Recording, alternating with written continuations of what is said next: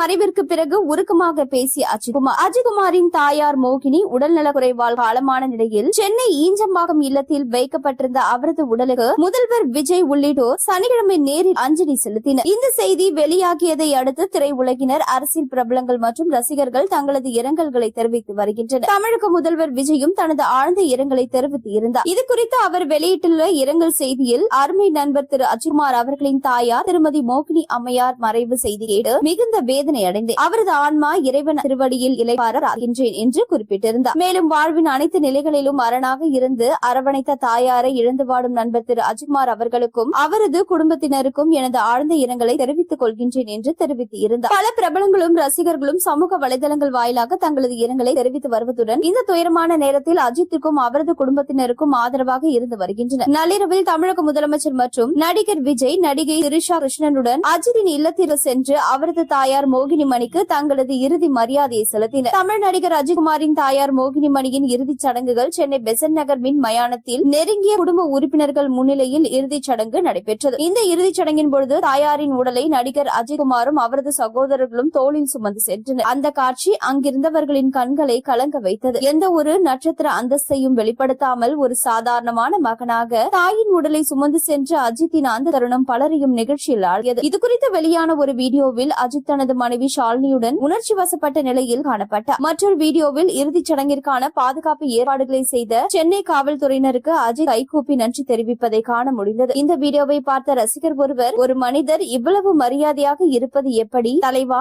நாங்கள் எப்பொழுதும் உங்களுடன் இருக்கின்றோம் என்று பதிவிட்டுள்ளார். தமிழக முதல்வரும் நண்பருமான விஜய்க்கு உருக்கமாக நன்றியை தெரிவித்து இருக்கிறார். இவர்களின் நட்பை சமீபத்தில் வெளியான வீடியோவில் வெளிப்படையாக பார்க்க முடிந்தது. அனைத்து ஏற்பாடுகளும் சிறப்பாக இருக்க வேண்டும் என காவல்துறைக்கு முதல்வர் விஜய் உத்தரவு கொடுத்திருந்தார். தாயின் பிரிவால் கலங்கிய அஜித்குமாருக்கு ரசிகர்கள், திரையுலகினர் மற்றும் பொதுமக்கள் சமூக வலைதளங்கள் மூலமாக இரங்கலை தெரிவித்து வருகின்றனர்.